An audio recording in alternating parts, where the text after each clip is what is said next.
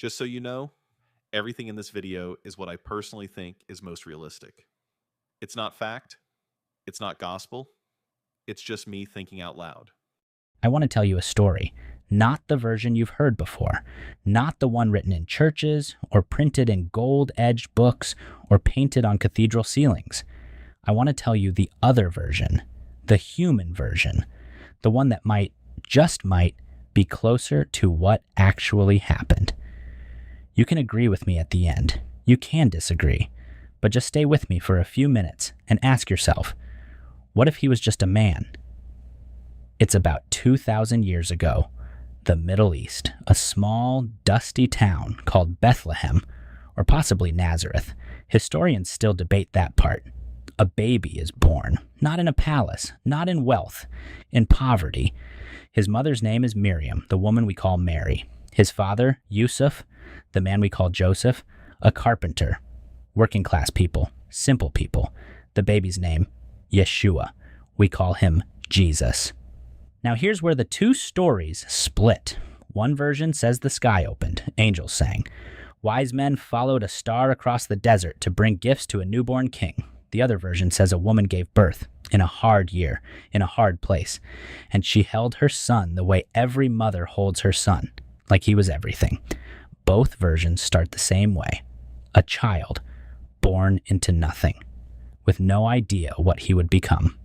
He grows up, and from what we can piece together, from historical records, from Roman documents, from non-Christian sources that mention him, he was sharp, unusually sharp.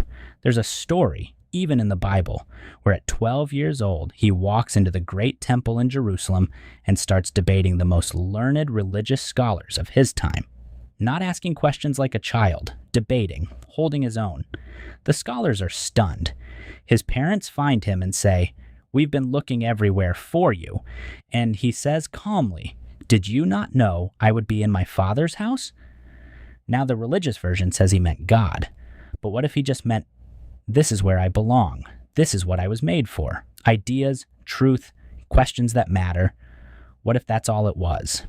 A gifted young man who finally found his room. He grows into his 30s, and something shifts in him. He looks around at his society, and he doesn't like what he sees. He sees religious leaders who talk about God all day and ignore the poor outside their doors. He sees a system that punishes the weak and protects the powerful. He sees people carrying guilt, shame, fear, told they are not worthy, not clean, not enough, by the very people who are supposed to bring them peace. And something in him says, no, this is wrong. So he starts talking, not in temples at first, in fields, on hillsides, by the water, wherever people gather. And what he says is remarkably not that complicated. Be kind, love each other, don't judge, help the poor, forgive people, don't be a hypocrite. That's it. That's mostly it. Does that sound like the message of a God? Or does it sound like the message of a man, a very wise, very moral man, who was just tired of watching people treat each other badly? Now here's where it gets interesting. He builds a following, because when a person speaks truth, real human truth, people listen. 12 close companions, hundreds of followers, thousands who come to hear him speak. These followers loved him. Not like fans love a celebrity. More than that, the way you love someone who saved your life. Because for many of them, he had. Not with magic, with truth. And here's what we know about crowds and movements and human nature. When people believe in someone deeply enough, they start to see miracles. A man shares his food, and suddenly everyone has enough. Maybe someone calls it the multiplication of bread. He speaks to a grieving family with such conviction that they feel their loved one live again, in his words. Maybe someone calls it resurrection. He walks through a storm, fearless, calming his terrified friends. Maybe someone calls it walking on water. I'm not saying the miracles didn't happen.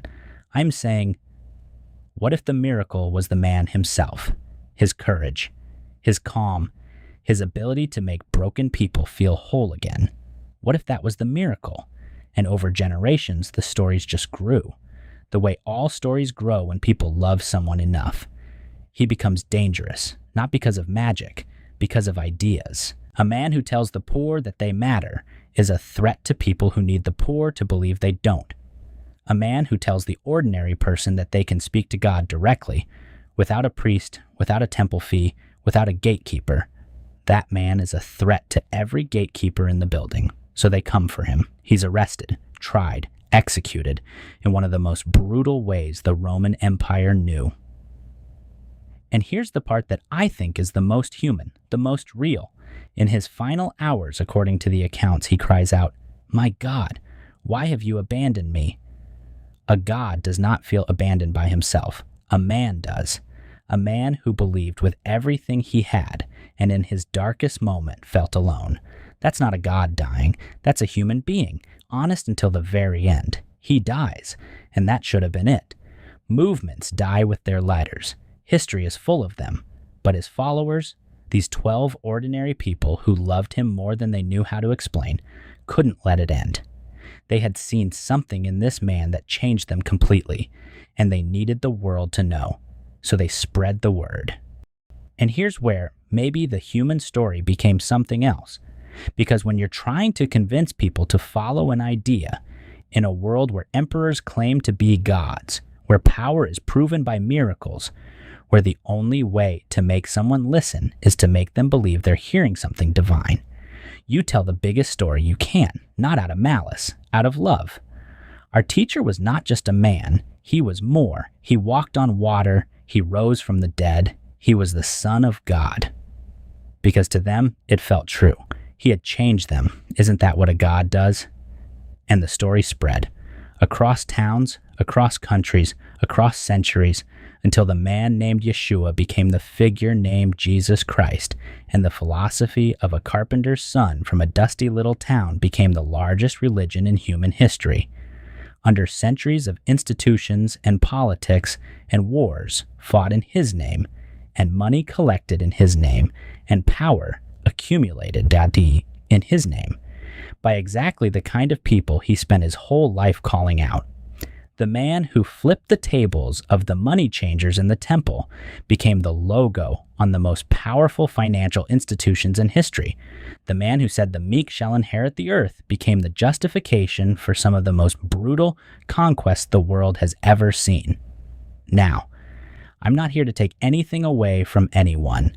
If your faith gives you peace, hold on to it. That peace is real. That comfort is real. But I want you to consider that maybe the most extraordinary thing about this story isn't the miracles. It's the man, a regular person, born poor, no army, no throne, no wealth, who just decided, I'm going to tell people the truth. I'm going to be kind.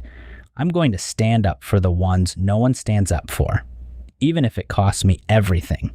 And it did cost him everything. And 2,000 years later, we're still talking about him. Maybe that's the real miracle. Not that a God came down to earth, but that a human being, an ordinary human being, reached so far up that billions of people decided he must have been divine. If you disagree with something I said, feel free to criticize any point you think is weak, inaccurate, confusing, or poorly explained.